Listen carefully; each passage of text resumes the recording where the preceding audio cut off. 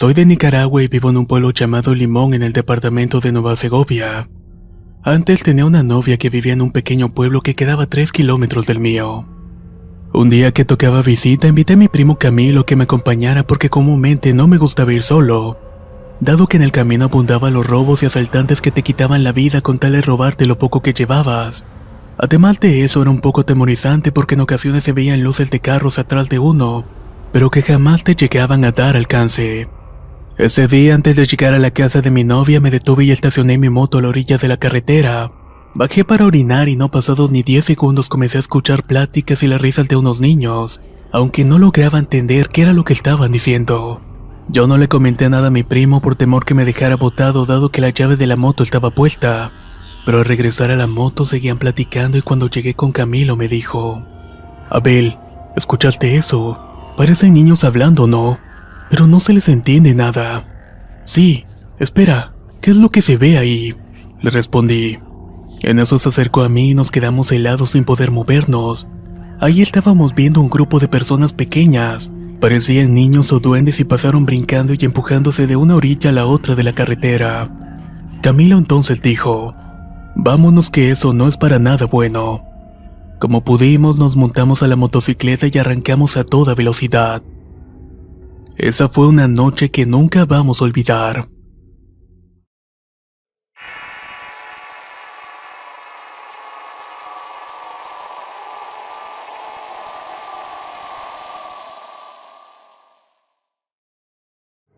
Esta historia le pasó a mi novio Freddy, que es trailero.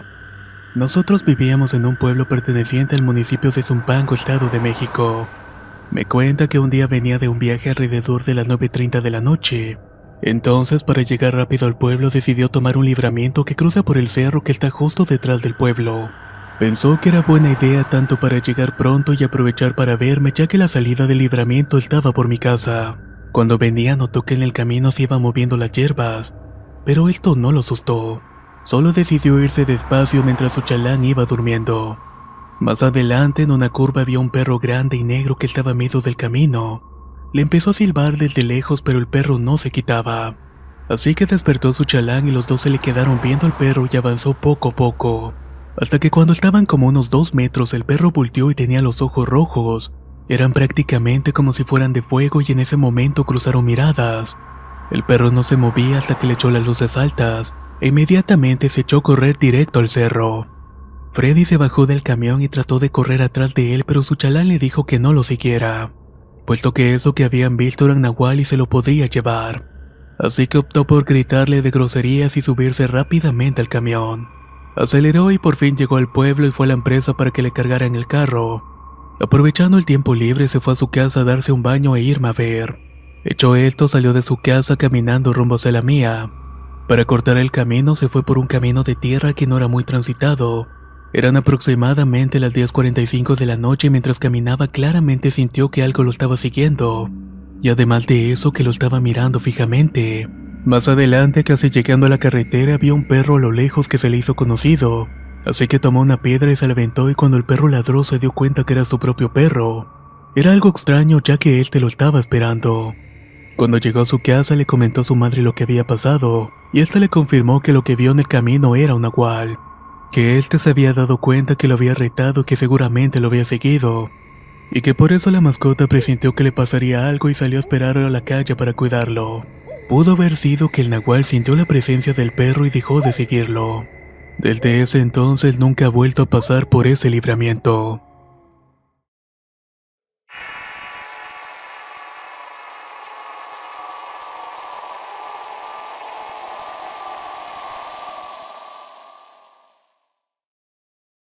Soy de la Ciudad de México, tengo 18 años y actualmente soy estudiante de preparatoria, aunque en vacaciones trabajo como chofer. A pesar de mi corta edad he realizado varios viajes a lo largo de los cuales nunca he presenciado sucesos paranormales, hasta que hace unos meses para acá he experimentado 2 eventos a los cuales no le he podido dar una explicación lógica. El primero que me sucedió fue en un viaje que realicé en la Ciudad de México a Tijuana el 20 de agosto. Eran alrededor de las 3:30 iba entrando a La Rumorosa, carretera que es sumamente conocida por lo peligrosa que es. Iba manejando a una velocidad controlada y la crucé sin problemas. Pero casi saliendo del tramo, como unos 10 minutos antes de llegar a una gasolinera en la entrada del pueblo, de la nada se me atravesó un niño en la carretera. Como muchos sabrán, los camiones no frenan al instante, sino que les toma un poco de tiempo, por lo que me fue inevitable pasar por encima del niño. Me detuve completamente unos metros adelante y me bajé para ver. Pero por más que busqué no había nada. No había sangre ni rastros del niño. Revisé las llantas para ver si no se encontraba ahí, pero lo mismo. Me terminé subiendo a la unidad y continué mi camino. Al llegar a la gasolinera bajé temblando, ya que no era fácil el saber que hubiese atropellado a un niño. De pronto un compañero ve mi estado y se me acerca y me pregunta el porqué de mi condición. A lo que yo le conté lo que había pasado y él me respondió algo que me heló la sangre por completo. Me dijo que hacía mucho tiempo en ese lugar atropellaron a un niño pequeño y que en las noches aparecía haciendo que los camioneros o cualquier chofer perdiera el control y se saliera del camino. No podía creer lo que me estaba contando. El segundo suceso me pasó en el mes de diciembre en Matamoros, Tamaulipas. Eran alrededor de las 12 de la noche cuando un gran perro negro salió de la nada y se paró en medio de la carretera. De inmediato presentí que eso no era para nada normal. No podía existir un perro con ojos rojos, o al menos no con esa intensidad. No lo dudé, aceleré mi unidad e intenté atropellarlo. Pero a escasos centímetros de que lo impactara saltó hacia la llanura. Fue increíble su velocidad, pero no tuve otra que seguir con mi rumbo. Sin embargo, unos minutos más tarde me alcanzó corriendo a un costado de la unidad. Así que aceleré y aceleré hasta que por fin pude salir del lugar. Al hacerlo escuché un aullido que hasta el día de hoy al recordarlo me hace tener un miedo profundo. Muchas gracias por escuchar mis experiencias.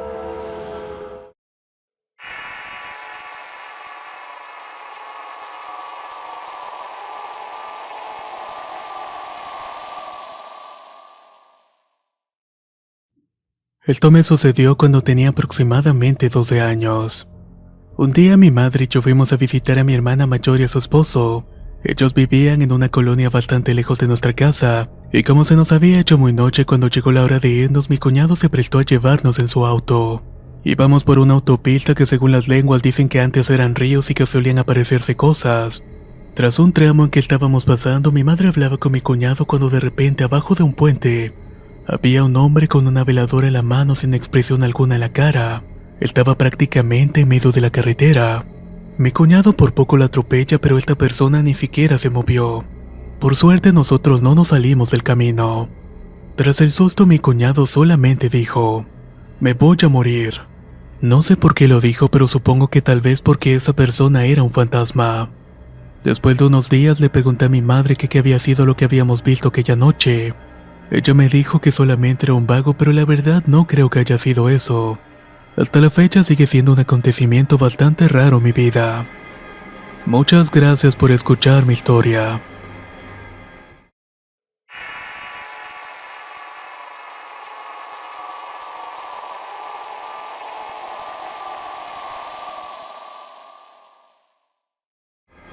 Trabajo como agente de policía en California y la verdad yo nunca había creído en lo paranormal.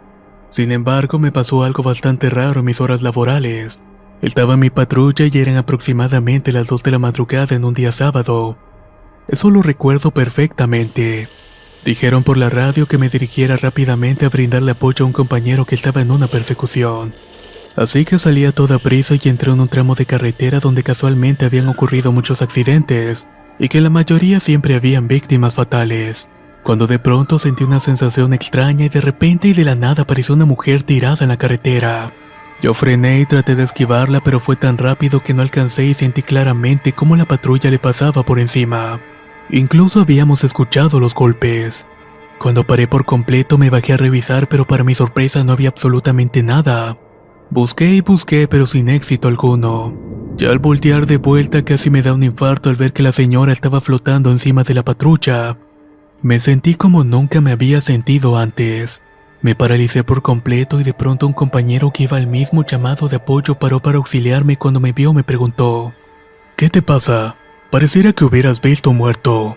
Le iba a decir lo ocurrido, pero solo alcancé a decirle que estaba bien, sobre todo porque la mujer había desaparecido cuando él había llegado. Y aparte de eso, creo que no me hubiera creído.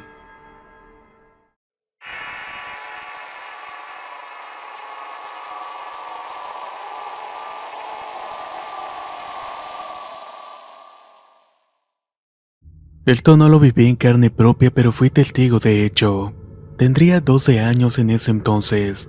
Mi papá trabajaba como chofer del transporte público y trabajaba rutas que abarcaban todo Guadalajara y parte de la zona metropolitana. Él nos llevaba muy a menudo a mí y a mis dos hermanos para que no hiciéramos destrozos en la casa. Nos tocaba ir al azar, un día uno, otro día el otro y así. Cierto día me tocó con él y había que madrugar. Llegamos a la base de la ruta en el centro de la ciudad y se encontró con uno de sus compañeros. Este entonces le dijo a mi padre: "Písale, Benny, que no me vas a ver ni el polvo. Mejor písale tú, Juan, que si no te voy a ganar todo el pasaje". Salieron los dos e iban a la par durante unos kilómetros. Había una base intermedia en Polanco y de ahí se partía el municipio de Tlajomulco donde estaba la terminal. Era un recorrido de más o menos 2 horas de ida y 2 de regreso. Cuando llegamos a la base de Polanco nos volvimos a encontrar a Juan. Para eso mi padre me preguntó que si tenía hambre y yo le contesté que sí. Luego me preguntó que si me aguantaba hasta llegar a la terminal, pero realmente ya no aguantaba. Así que nos bajamos del camión y nos fuimos con una señora que vendía tamales y atole. También se acercó Juan e insistió: "Ahí te veo en la terminal, Benito. No me vas a ver ni el polvo. Deja que me atiendan y te vas a quedar atrás. Písale bastante fuerte, amigo", le contestó mi padre. Juan agarró camino con algo de pasaje y a los 10 minutos que la señora preparó el desayuno partimos a seguir la ruta. Mi papá aceleró como de costumbre, ya que era de llegar siempre con tiempo de sobra. Eso sí, siempre atendiendo a los pasajeros y siendo cauteloso con las señales de tránsito. Durante todo el recorrido no vimos rastro de Juan y era imposible no verlo. Sobre todo porque entrando en Santa María Quetepexpan solo hay un camino de varios kilómetros sin vueltas, y como era bastante temprano no había ni siquiera carros que se veían pasar. Llegamos a la terminal por fin y estaba el camión de Juan parado y apagado. Descendimos y encontramos a una chica de la escuela de medicina que estaba haciendo su servicio social en esa terminal. Se encontraba tomando la presión a un señor mientras tenía una señora nebulizada con oxígeno. Vimos a Juan de espaldas y mi padre se le acercó para bromear y al hablarle Juan volteó y este estaba pálido. Inclusive estaba llorando y fumando desesperadamente. Mi padre le preguntó que qué pasa y él tartamudeando alcanzó a decir: "¿No viste nada en la curva?". "No, ¿dónde?". Voltearon a verme y me llevó con el checador a ver la tele, quizás para que no escuchara lo que iban a platicar. Después de un par de minutos mi padre apagó el camión y me dijo que no íbamos a salir hasta que saliera un poco el sol. Ya cuando amaneció me dijo que nos fuéramos. Yo me subí y le pregunté lo que había platicado con Juan. Entonces él comenzó a relatarme lo siguiente. Juan, al entrar a la carretera que te conduce al periférico de Tlajomulco, pasó por una pequeña curva que se encuentra en una zona completamente deshabitada. Lo único que se puede ver por ahí es la carretera y enormes eucaliptos, sauces y mucho pasto.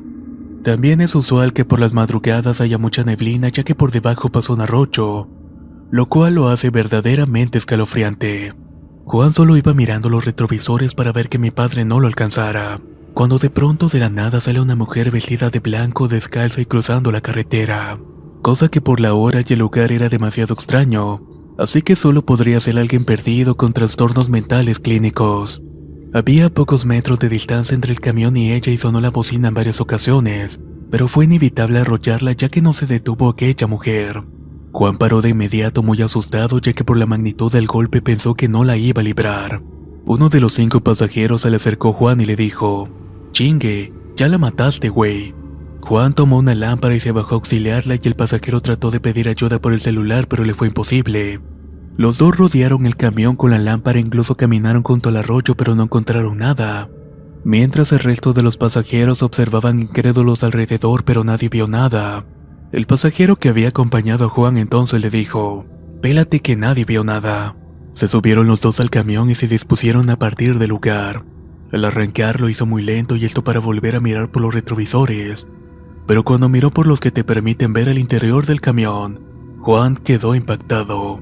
La mujer que había atropellado estaba en los asientos traseros. Juan volteó para dar crédito a lo que estaba viendo. Los pasajeros al ver la cara de horror miraron hacia la misma dirección o quizás voltearon por inercia. Pero todos la pudieron ver. Todos los pasajeros comenzaron a gritar horrorizados. Pero la mujer tranquilamente se levantó del asiento y comenzó a caminar hacia el frente del camión. Al aproximarse al chofer se dio cuenta que ella no iba tocando el suelo con los pies. Realmente iba flotando.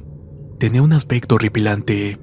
los pies con heridas, uñas largas, la cara translúcida y blancuza, y también con hendiduras en las mejillas y las cuencas oculares vacías. Ella se detuvo a la mitad del camión y después de unos segundos abrió la boca de una manera inexplicable. La quijada se le dislocó tocando su pecho con la barbilla y soltó un grito ensordecedor. Pareciera como si estuviera llorando. Acto seguido el camión se frenó en seco y se apagó con todo y luces. Juan no supo nada hasta que despertó del shock. Allí encontró un taxista dándole bofetadas que se había acercado para ver qué era lo que pasaba. Al reaccionar le preguntó qué era lo que había sucedido, pero Juan solamente intentaba arrancar el camión. De alguna manera trataba de encender las luces y volteó a buscar a la mujer, pero ya no estaba. El taxista nuevamente le preguntó qué era lo que estaba pasando. Juan le preguntó algo atemorizado que si no vio nada raro en la carretera. A lo que él se le respondió: lo único que vi fue tu camión parado entre la nada, y también escuché gritos de pánico adentro. Por eso me detuve para ver qué era lo que pasaba, y me llevó la sorpresa que te encontré inconsciente en el volante. ¿Qué fue lo que te pasó? ¿Te asaltaron? Juan, estupefacto, aún responde que no mientras una señora entre sollozos le pide al taxista que la lleve. Estaba muy asustada y no quería estar más en ese camión. Juan y el taxista arrancaron hacia la terminal pero a una velocidad exagerada. Quizá por eso cuando nosotros pasamos por ahí no vimos nada. Llegaron a Tlajomulco y el camión todavía llevaba inconsciente a una señora y a un hombre mayor, quienes fueron a las personas que vimos que estaban auxiliando. Cuando estaban recibiendo atención, unos con crisis nerviosas y otros inconscientes, el taxista se le acercó a Juan y le dice: ya había escuchado algo sobre ese lugar. Una joven pareja que viajaba de luna de miel iba a bordo de un taxi, y le pidieron a este que se detuviera para hacerse unas fotos. Dice que la mujer empezó con poses provocativas, y el taxista, posiblemente bajo los efectos de alguna droga, sacó un arma para matar al joven y luego abusar de la chica. Acto seguido trató de matarla de la misma manera, pero no tenía más balas. Así que sacó un cuchillo de cocina, la apuñaló y la dejó al lado de un arroyo junto con su novio. Hecho esto, el tipo escapó del lugar. Al escuchar esa historia, dice Juan que se le pusieron los nervios de punta. No lo podía creer. Más tarde, al pasar de nuevo por esa curva, había una neblina y sentí que alguien nos estaba observando, así que comencé a rezar. Y le dije a mi padre que ya no tomara esa ruta, pero días después le tocó pasar por ese lugar de noche. Eso sí, antes de pasar por ahí se detuvo e hizo reverencia pidiéndole a Dios que lo protegiera. Yo me sorprendí al verlo, ya que no es muy devoto, y lo acompañé en la oración. Desde esa ocasión siempre que pasa por ahí hace lo mismo, y esto ya sea de día o de noche. Yo sinceramente ya no lo volví a acompañar en esa ruta. No me gustaba la idea de poder llegar a verla en alguna ocasión. De Juan se supo poco ya que renunció a los 15 días. Mi padre trató de contactarlo pero no tuvo respuesta. Hasta el día de hoy no tenemos noticias de él. Este ha sido mi relato y espero que haya sido de su agrado.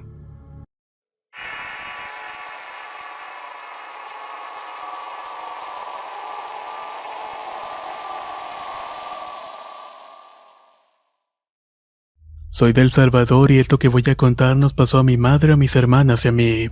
Un día fuimos a la boda de un primo a la ciudad de San Salvador y esta terminó alrededor de las 2 de la madrugada. En nuestro camino de vuelta a la casa pasamos por el cementerio general de la ciudad, el cual abarca casi alrededor de 4 o 5 bloques. Nosotros íbamos pasando justo por una calle que lo atraviesa quedando las tumbas a ambos lados. De pronto mi madre frenó el auto y se cambió de carril. Había visto que venía una mujer alta, delgada, de tacones, con traje negro corto y pegado a la cintura y de cartera. No pudimos verle la cara porque se la cubría su pelo rubio que parecía una peluca.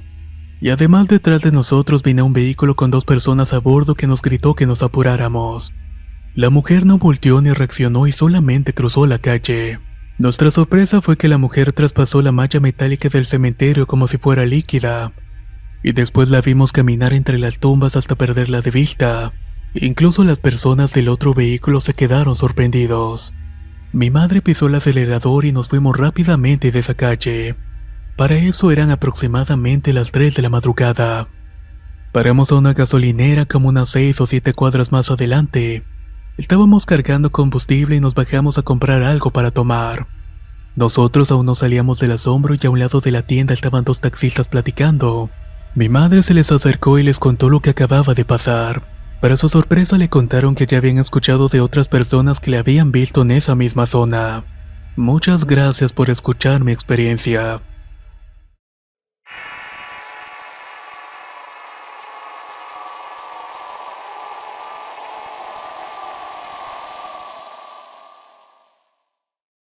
Soy bombero desde los 15 años. Empecé como voluntario en una estación cercana a mi casa en Monterrey, Nuevo León. Iba cada 2 días sin descuidar la escuela y en poco tiempo aprendí muchas cosas para tomar signos vitales, que es una de las cosas más importantes que un bombero o un paramédico deben saber. Cada que iba de guardia me quedaba 24 horas ya que me gustaba y amaba lo que hacía. Por tradición en casi todas las estaciones de emergencia existen novatadas, que consiste en jugarle bromas muy pesadas y tirarle carrilla a los más jóvenes. Ahí se vivía el humor negro y poco a poco me fui acostumbrando, ya que había confianza con mis compañeros de turno. Una noche fría, lluviosa, me encontraba en la oficina tratando de matar el aburrimiento, ya que no había salido ninguna emergencia en el día. Pasaron las horas, escuché al telefonista contestando una llamada y tomaron los datos. Le pregunté qué habían reportado y me dice que era un accidente vial en la carretera, que estaba ubicada por los rumbos más remotos de aquel lugar. Esto lo había reportado una niña con el celular de su padre. El telefonista me dijo que el pavimento estaba mojado ya que había una ligera lluvia, y por protocolo nos tocó llevar el equipo de rescate urbano, las famosas quijadas de la vida y otras herramientas. Al llegar al lugar mencionado no vimos nada. Dedujimos que habían caído en el barranco que estaba enfrente de nosotros. El paramédico era una persona muy juguetona y dijo que como yo era el novato, tendría que bajar a revisar para que mi experiencia fuera creciendo. Me puse nervioso y me dispuse a bajar y tomé mi linterna de rescate y empecé a descender. Poco a poco iba sintiendo un frío y una corriente eléctrica me empezaba a provocar miedo. Pensaba que solamente era parte de mi imaginación porque nunca había hecho eso solo. Al llegar al fondo del barranco comencé a luzar para ver restos o señales de algún accidente, pero desafortunadamente no veía nada. Luego avancé unos metros y había restos de auto, matrícula y pedazos de vidrios, por lo cual decidí adentrarme un poco más en aquel barranco. Caminé y caminé hacia un pequeño riachuelo donde vi a una niña pequeña que me estaba haciendo señas. Corrí hasta llegar con ella y le pregunté que cómo se sentía y le hice las preguntas de rutina. Me dijo que venían de Sabines Hidalgo y que su padre había perdido el control y se había volcado, pero que a ella no le había pasado y que por favor fuera a checar a su padre, ya que éste se encontraba aún atrapado entre los fierros del vehículo. Me acerqué y busqué señales de vida en su padre y afortunadamente continuaba con vida. Inmediatamente le hablé a mis compañeros para que bajaran el equipo de rescate y así poder llevarlo a un hospital. Lo sacamos perfectamente, pero cuando lo subimos a la ambulancia se despertó de improviso. Ahí lo cuestionamos y le preguntamos que si había bebido alcohol y que de dónde venía a esas horas de la noche. Él se quedó en silencio y le dije que su hija se encontraba bien, que ella había salido por su propio pie del vehículo, y que también ella había llamado al 911 y nos ubicó donde estaba. En ese momento el hombre rompió en llanto. Es imposible. Hoy en la tarde fue el entierro de la niña. En ese momento sentí que me paralicé y me dieron muchas ganas de vomitar y mi ritmo cardíaco se elevó. La presión se me salió y sentí que mis ojos iban a estallar y que se me saldrían de las cuencas. Estaba seguro de que había hablado con un fantasma. Muchas gracias por escuchar mi historia.